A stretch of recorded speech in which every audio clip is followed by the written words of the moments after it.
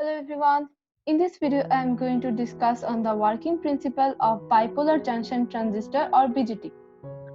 Here is some application of BJT. In the previous video I said that there are three modes in BJT: active mode, saturation mode and the cutoff mode. In the active mode it acts as an amplifier, in the saturation mode it acts as a switch that is on, in the cutoff mode it acts as a switch that is off. Now the operation of BJT in the active region. Let VB be the barrier potential. I said that there are three terminals in BJT: emitter, base and collector. So let's assume VB be the barrier potential in the emitter base junction and the collector base junction. Operation in the active region. In the active region, the emitter base junction is forward biased.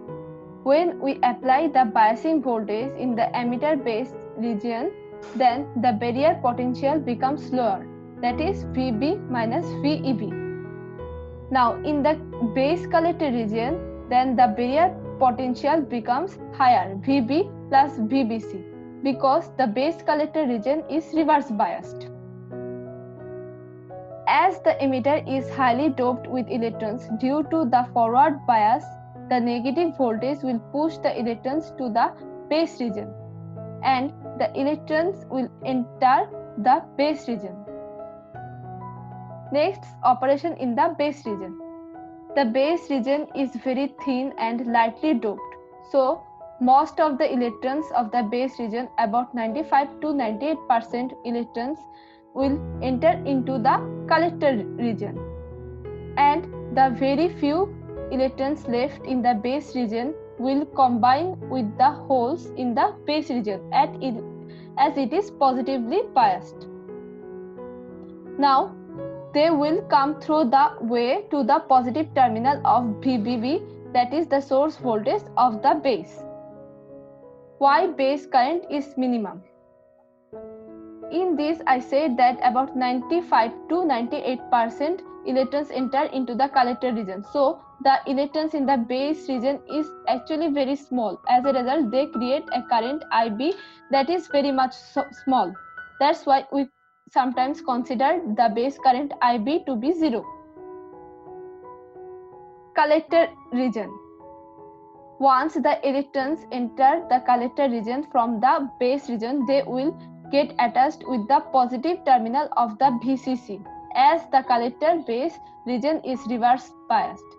Then the electrons will create current IC. That is how the electrons create currents IE, IB and IC in the active mode of operation in a BJT. Now the reverse saturation current of BJT. I said that the collectors in the currents of the collector IC enters the positive terminal, that is VCC, but there are minority charge carriers, that is holes and electrons in the collector region and the base regions, that causes some few currents in the collector.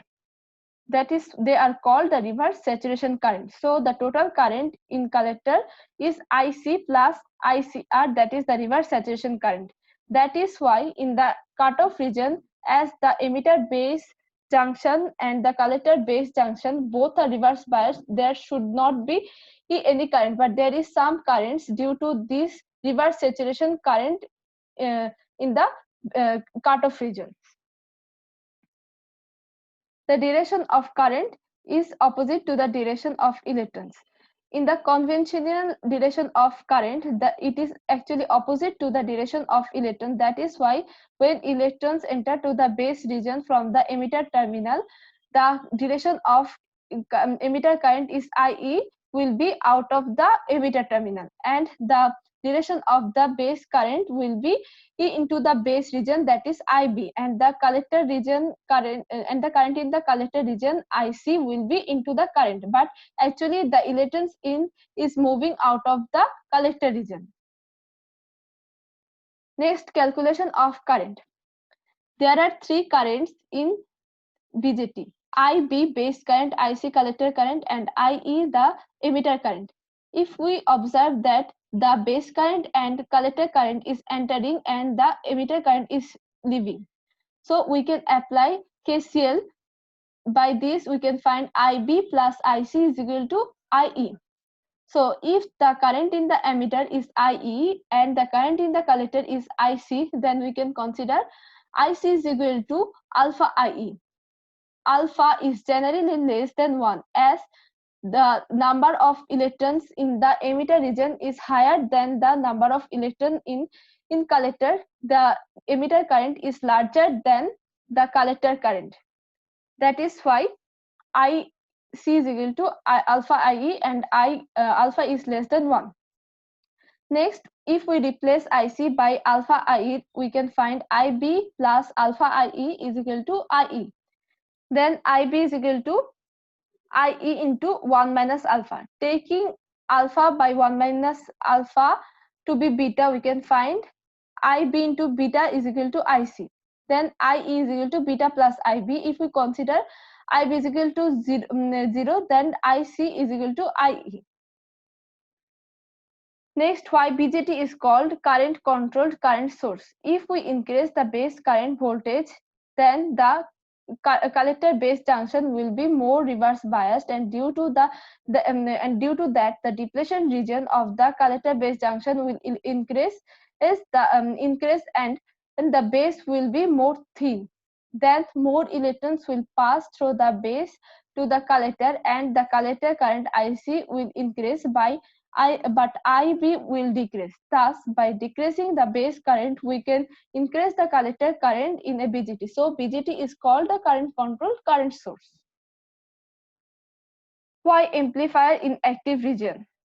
In the active region, the emitter base junction is forward biased and the resistance of the emitter is approximate to 0, and the collector resistance is infinite. As V is proportional to R, the voltage in the collector also increases in the active region, but the voltage in the emitter region is small, so the gain is also increases.